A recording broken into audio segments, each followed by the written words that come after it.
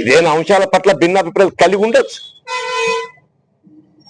భిన్నాభిప్రాయాలు ఏర్పడ్డంత మాత్రాన ఏదైతుందో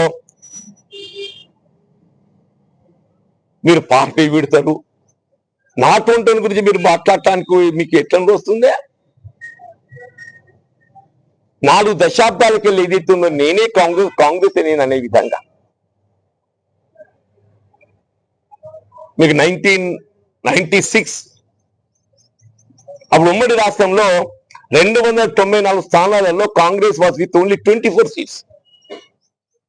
I won with 54,000 majority. I won with 54,000 majority. 99 ప్రతిపక్షం. 2004లో కేసీఆర్ గారిపై 6, 8లో 2 సార్లు నేను పోటీ చేశాను. పార్టీ ఆలోచన విధానానికి అనుగుణంగా అంటూ నేను కేసీఆర్ గారిపై పోటీ చేసింది. 2014లో